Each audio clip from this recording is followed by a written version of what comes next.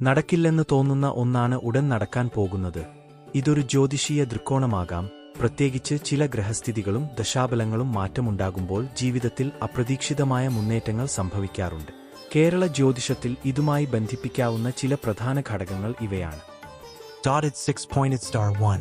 ശനി ഗോചാരം, ശനിയുദാനം. ശനി വളരെ വൈകിയേ ഫലമാകുന്ന ഗ്രഹമായതിനാൽ പല കാര്യങ്ങളും വൈകുന്നു, മരവിപ്പിക്കുന്നു. എന്നാൽ ശനി കന്യാകോടി കടക്കുമ്പോൾ, ഉദാഹരണത്തിന് കുംഭത്തിൽ നിന്ന് മകരത്തിലേക്ക്, അതുവരെ തടഞ്ഞ കാര്യങ്ങൾ ഒറ്റയടി മുന്നോട്ടു പോകും. ശനി 2025 മുതൽ മീനം രാശിയിലേക്കുള്ള നീക്കം. ഇത് ചില രാശിക്കാർക്ക്, പൃഥ്വിതത്വം ഉള്ളവർക്ക് വൃഷഭം, കന്യം, മകരം അനുകൂലമായിരിക്കും.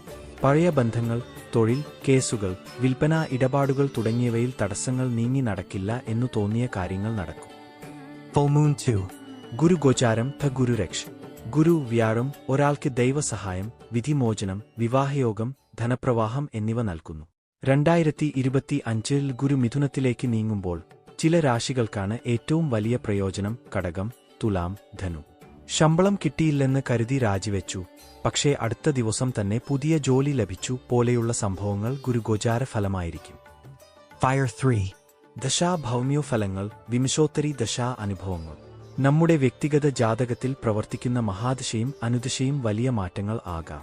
ഉദാഹരണത്തിന്, രാഹു മഹാദശ കഴിഞ്ഞ് ജ്യോതിഷത്തിൽ ഗുരു അല്ലെങ്കിൽ ചന്ദ്രൻ മഹാദശ തുടങ്ങുമ്പോൾ വലിയ സാന്ദ്രമായ മാറ്റങ്ങൾ സംഭവിക്കും. നടക്കില്ലെന്ന് ഉറപ്പിച്ച വിവാഹം, അഭിമുഖം, പരീക്ഷാഫലം തുടങ്ങിയവ അപ്രതീക്ഷിതമായി നടക്കുന്നത് ഇവയുടെ ഫലമായി ആകാം. ജ്യോതിഷോപായങ്ങൾ, ലക്ഷണങ്ങൾ. ചിലവർക്കത് കൂടാതെ ചില ലക്ഷണങ്ങളുടെയും വിശ്വാസങ്ങളുടെയും അടിസ്ഥാനത്തിൽ ഭാവി മാറ്റം ചർച്ച ചെയ്യുന്നു.